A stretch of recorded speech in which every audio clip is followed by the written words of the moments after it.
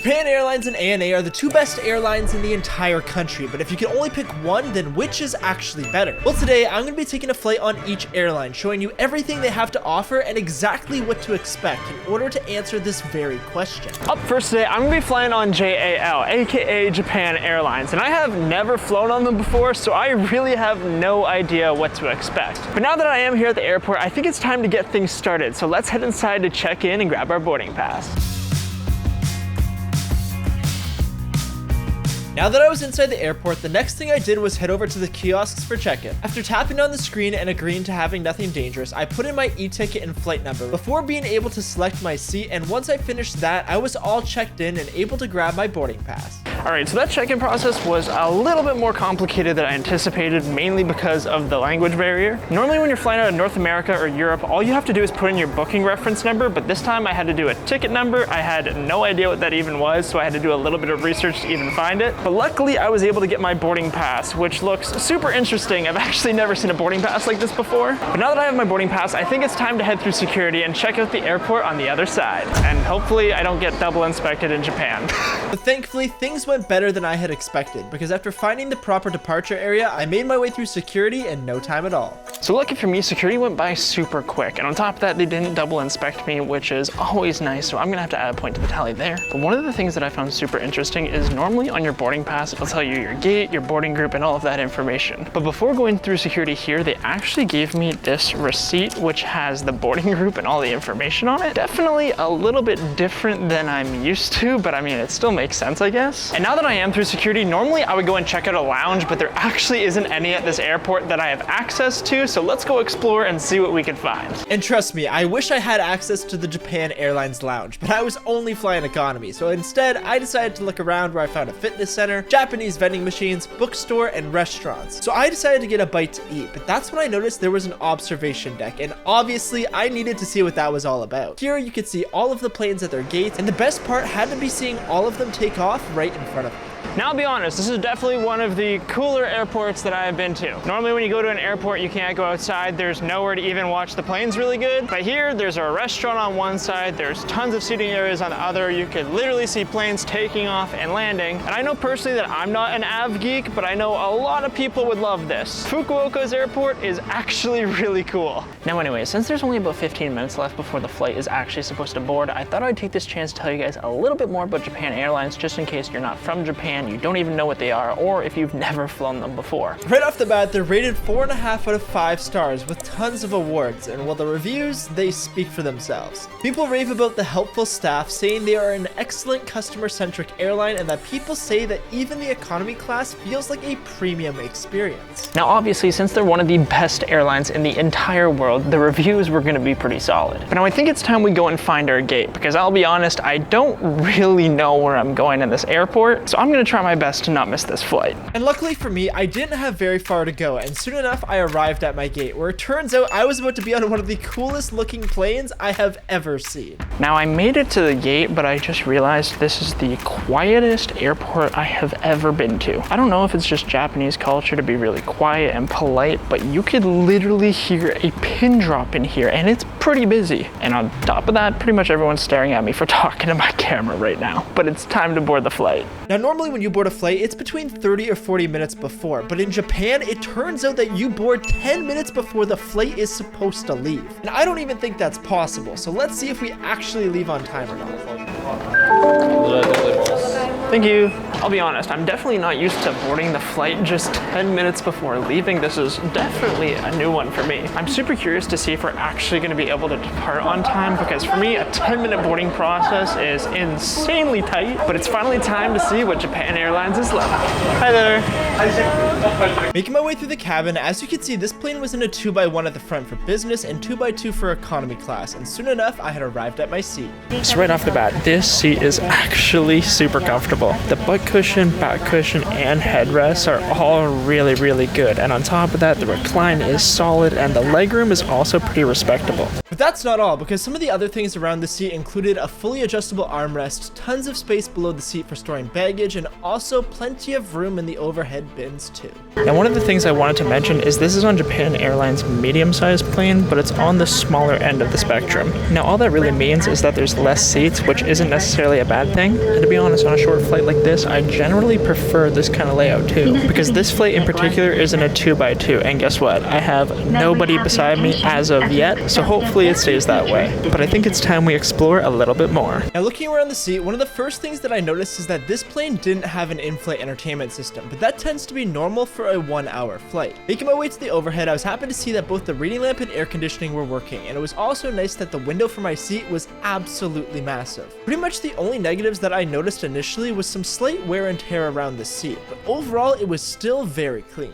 So if you remember, I said I was stressed about the boarding time only being about 10 minutes, but guess what? My mind was just blown. Everyone is already seated and we are all fully boarded. I think it was honestly about 5 minutes, which is insane. I always heard the rumors about how the Japanese were very polite, how they followed the rules, but this is next level. I have never experienced this before anywhere else in the world. That includes North America, Europe, and even other parts of Asia. I wish every flight boarded this quick. And guess what? Soon enough we had begun pushing back from the gate, and it was exactly on time. For today's first flight, I'm going to be flying about an hour from Fukuoka up to Osaka, and after getting to the runway, it was time for takeoff.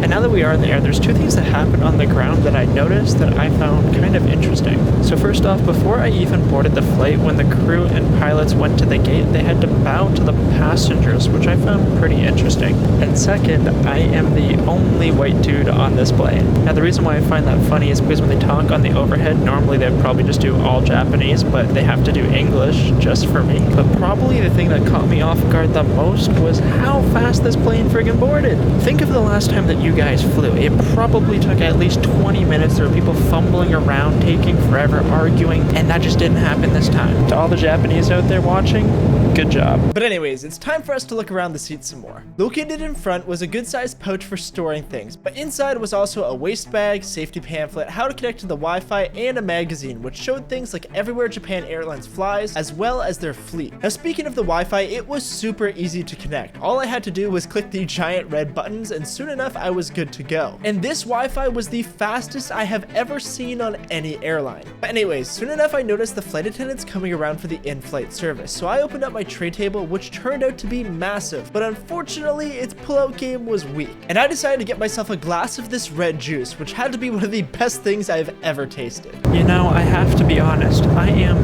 thoroughly disappointed that this was only a 1-hour flight. I'm just gonna come out and say it, this is one of the best flights I have ever been on for this duration of time. The seat is super comfortable, it is spacious, there's lots of leg room, it's also really comfy. The staff are super friendly. Don't even get me started on the Wi-Fi. Normally when an airline has Wi-Fi, it's super slow and super crappy, but this Wi-Fi was on steroids, and I swear to God, it is faster than my at-home Wi-Fi sometimes, and we are in a plane 30,000 feet up. On top of that, I still can't get over how this flight boarded in literally under 10 minutes. That is insane to think about. But unfortunately, there's only about 15 minutes left of this flight and a few other things we still need to check out. And then once I land, I'm going to be flying on ANA to see which of the two airlines is actually the best in Japan. So now I think it's finally time to check out the bathroom. Overall, things were pretty solid, having everything you would come to expect, including the fact it was super clean, and the only downside was that it was a little tight, but after all, this was a smaller plane. Anyways, after making it back to my seat, we had begun our descent into Osaka, so now it's time to fly on ANA to see if it's better or worse than Japan Airlines. So now that I'm done the first flight on Japan Airlines, it's time for the second flight, which is going to be on ANA, but so far we have a slight issue. So whenever I do these videos, I try to make sure the two airlines are as comparable as possible by flying on two planes that are pretty similar. And since the first flight was on a medium-sized plane, I also wanted the second flight to be on one too, until I got an email. 2 or 3 days ago, I actually received an email from ANA saying they switched the aircraft, so now I have no idea what kind of plane I'm gonna be on, but I won't actually find out until we're at the gate. So now that I'm at the airport, I think it's time to head inside to check in and grab our boarding pass. Now Now that I was inside the airport, I made my way to the kiosks to check in, and just like with Japan Airlines, I tapped on the screen and put in my ticket number, but for some reason it got rejected. And after trying something else, eventually I was able to get it to work. So now I was all checked in and ready to go. So for some weird reason, the first time I tried checking in with my first and last name, it didn't work, but the second time when I put in my reservation number, it did work. Now obviously things aren't the end of the world because I still got the boarding pass, but it was still a little bit more difficult than it was for Japan Airlines. But now that I do have my boarding pass, I think it's time to head through security and check out the main terminal. And for this, all I needed to do was head upstairs, but unfortunately this time I didn't get as lucky going through security. So unfortunately, unlike the first airport in Fukuoka, we did not go 2 for 2. This time my bags got like quadruple searched. It was kind of insane. So I'm gonna have to add a point to the tally there. But now that I'm through security, I think it's time to go and see if this airport has a lounge. Unfortunately for me, since I'm flying economy, I don't have access to the ANA lounge, and the one I thought I could use, well, that didn't go to plan either. So it turns out that I don't actually have lounge access to that one because the credit card I normally use, which is the Amex Platinum, just doesn't exist in Japan anymore. So it looks like we're gonna be exploring the airport terminal instead. That's fun. But thankfully, the silver lining is that airports in Japan are literally insane. This one had a furniture store, restaurants, arcade, gift shops, candy stores, and Japanese Starbucks, so I got a bite to eat. And that's when I noticed that this airport also had an observation deck. I find it super cool when airports actually have these, and pretty much none in North America do, so we may as well go and see what it's like. Open? Ooh. This observation deck was just as insane as the one earlier because along with all of the normal things, there was also a playground for kids, a splash pad for the summer, and of course, views to watch all of the planes take off. Maybe this is too much to ask, but I wish every single airport just had an observation deck. One, I think it's awesome to be able to get outside at an actual airport, and two, it is just cool to see the planes take off and land. So overall, a little bit disappointing that I didn't have lounge access, but when it came to the airport itself, it was actually pretty solid. And now that there's only about 15 minutes left until my ANA flight is supposed to board, I thought I'd take this time to tell you guys a little bit more about them just so we know what to actually expect. Compared to Japan Airlines at 4.5 stars, ANA is rated 4 out of 5, but the reviews are still overwhelmingly positive. People said it was their best flight ever, that they're impossible to fault, and that even their economy class is pretty classy. So now, just like Japan Airlines, the majority of the reviews are super good because they're one of the best airlines in the entire world. But I think it's time for us to make our way to the gate because one, we still don't know what plane we're actually going to be on for today's flight, and two, we need to board. But then I got slightly distracted because I found this thing. It's taking every ounce of my willpower not to hop on this thing and try it out, but I feel bad in case some disabled person needs it, even though it says that it's available for all passengers. But regardless, I think this thing would be awesome. And now that I was all done messing around, I finally made my way towards the gate, and luckily everything was still on time. So it turns out I still have no idea what plane I'm going to be on. The reason for that is because I can't actually see the plane. The gate is on the other side of this wall, but this is kind of the hallway to get there. So I guess I'm going to find out once I'm on board. There you go.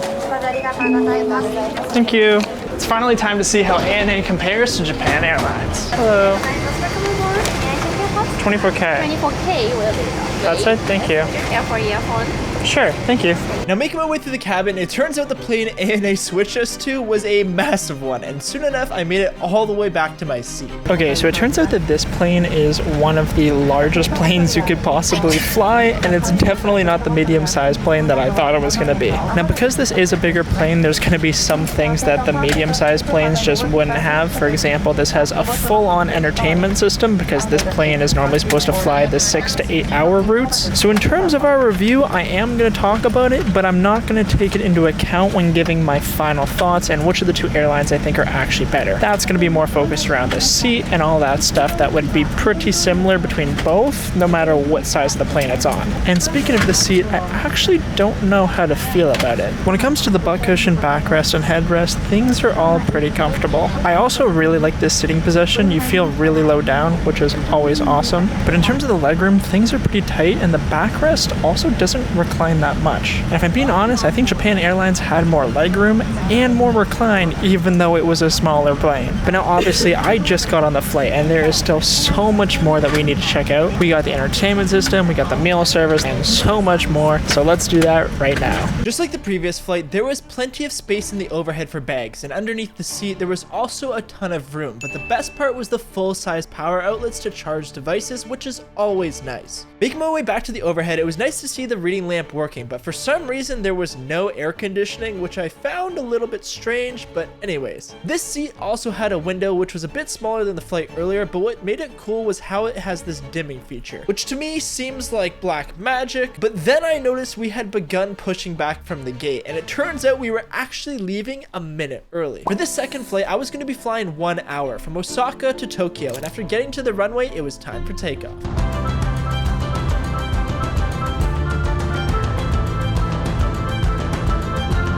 So just like on the Japan Airlines flight, I cannot get over how fast this plane boarded. Obviously the last flight was a medium-sized plane, so even though that was impressive, I wasn't sure if ANA could do the same thing. But guess what? They blew my mind. For anyone who doesn't already know, the 787 is a massive plane, and if you were to fly it on any North American airline, any European airline, they would start boarding about an hour before, because that's how long people take there. But for ANA, they started 15 minutes before departure, and we still managed to be fully boarded and pushed back from the gate 1 minute early. The boarding process for ANA gets a solid 5 stars because that is just incredible. But now that we're in the air, it's time to start exploring some more, and I think we should start off with the entertainment system. Now right off the bat, this entertainment system was massive for an economy class seat, but when I was looking through the movies, I was disappointed to see that the selection was very limited. Now I thought that things would be better for TV, but I had the same issues here with the limited selection. But at least there was also music, live sports, and the interactive map, which is always my favorite. In addition to all of this, there was also Wi-Fi on the plane, but for some reason, even though it said I was connected, it never actually worked. Anyways, looking around the seat some more, I found a waist bag, safety pamphlet in case our Boeing decides to act up, and also a USB port for charging, and that's when I noticed the in-flight service starting. Unlike the earlier flight with the massive tray table, this one was much smaller, but it did have this cool cutout, so when I got my Coke, I didn't need to worry about it spilling. Now that this flight is almost over, I think it's time to share my final thoughts as to which airline I think is better. And remember, things on this flight, like the in-flight entertainment system that weren't on the previous one, don't get included in this. So first off, the seats. For this, I'm gonna have to give it to Japan Airlines. The legroom was better, the recline was better, and in my personal thoughts, I think the comfort was better too.